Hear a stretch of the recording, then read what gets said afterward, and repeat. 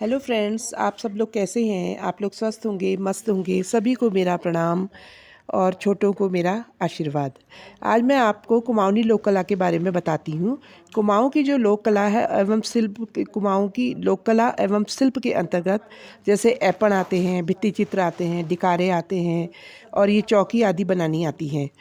ऐपण के अंतर्गत मैं बताती हूँ आपको, जैसे वसुधरा हम लोग डेली लिखते हैं, मंदिर लिखते हैं, उसमें वसुधरा देते हैं, स्वास्तिक बनाते हैं, पीठ, भद्र, जनेऊ, चौकी, पूजा स्थल के ऐपण, देली के ऐपण, वेदी, सूप के ऐपण, शिल्पकला, काष्ठ फलक में चित्र और ये षष्ठी पूजन, डिकारे, पट्टे, द्वार पत्र, बरबूंद, सेली, जन्म कुंडलियाँ, भित्ति चित्र आदि आते हैं।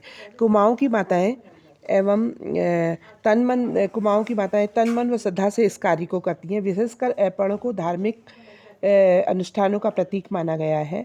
कई पीढ़ियों से इस परंपरा को इसको परंपरागत इन प्रतीकों का बनना आवश्यक समझा जाता है। यहाँ की माताएं पूजा स्थल, घर द्वार एवं प्रांगण में अल्पना और सुंदर ऐपण आलेखनों के साथ परंपरागत लोक कला को जीवन प्रदान करती हैं और अपने बच्चों को इस परंपरा को, इस धरोहर को मतलब ये ऐपण के रूप में सौंपती हैं। ऐपणों की चर्चा करने से पूर्व ये आदि शक्ति आदि रूपों की संक्षिप्त जानकारी होना भी आवश्यक होता है। मैं चाहती हूँ कि आजकल हम अपने बच्चों को और सभी को मतलब ये ऐपण के बारे में सिखाएं, ऐपण के बारे में सिखाएं। जो ऐपण हम ये गेरू विश्वास से देते हैं, क्योंकि पेंट आदि का तो आजकल चलन है ही, सभी लोग बनाते हैं पेंट के तो, लेकिन गेरू विश्वास के ऐपण जो हैं वो पहले से ही हमारी पुरानी परंपरा है।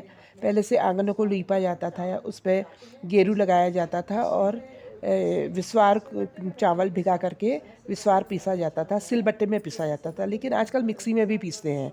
लेकिन अगर आप सिल में विस्वार को पीसेंगे, चावलों को पीसेंगे, तो वो ज़्यादा दिन तक टिकता है। और ये मिक्सी में पिसे हुए चावल जो हम पीसते हैं वो जल्दी ही निकल जाता है, जल्दी धूमिल हो जाता है। तो आज मैं आप लोगों के सामने ये धुलर चौकी को लेके आई हूँ कि धुलर की चौकी क्या होती है। क्योंकि शादी विवाह के समय में कोई भी शुभ कार्य में हम लोग चौकियाँ बनाते हैं। तो जब हम शादी विवाह होते हैं, तो जब कन्या की शादी होती है कन्या पक्ष से, तो जब बारात आती है अपने दरवाजे पे, किसी के भी दरवाजे पे बारात आती है, तो बारात का स्वागत करने के लिए ये धुलर की चौकी वहाँ पे बनाई जाती है। वहाँ पे पूजा स्थल का सामान पूजा का सामान रखा जाता है और उस स्थल में वहाँ पे ये धुलर की चौकी रखी जाती है। वहीं पे बारात का स्वागत होता है, वहीं पे सब कार्यक्रम होते हैं, फिर आगे के कार्यक्रम होते हैं। तो ये मैं आपको धुलर की चौकी बनाना ही सिखा रही हूँ कि कैसे मैंने बनाई है। मैंने सबसे पहले गेरू लगाया है और उसके बाद मैंने विस्वार को सिल में पीसा है। सिल में पीसना मैं आपको दिखाना भूल गई हूँ। और उसके बाद मैंने ये लिखा है अपने उंगलियों के द्वारा। तो मैं चाहती हूँ कि हमारी बेटियाँ, जैसे कि हमारी ईजाओं ने और हमारी दादी आमा लोगों ने हमको सिखाया है, वो लोग हमको बचपन से कहते थे कि तुम लोग सीखो, ये काम ज़रूरी है।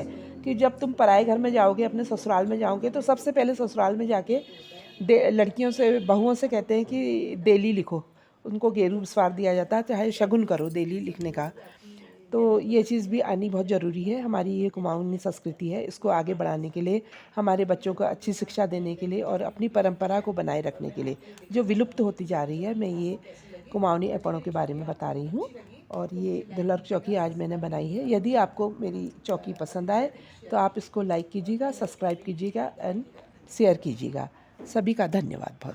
फ्रेंड्स, मैं अगले वीडियो में आपके लिए जनेऊ चौकी लेके आऊँगी, क्योंकि रक्षाबंधन नज़दीक ही आ रहा है। रक्षाबंधन में क्योंकि जो जेंट्स लोग हैं, आदमी लोग हैं, वो जनेऊ बदलते हैं, तो इसे पूजा स्थल पर रखा जाता है और वहीं पे बैठ कर के जनेऊ बदली जाती है। इसलिए जनेऊ चौकी का मतलब ये महत्व है कि रक्षाबंधन के दिन इसको पूजा स्थल पर रखा जाता है। मैं इसी चौकी के साथ प्रस्तुत होंगी अगले वीडियो में। धन्यवाद।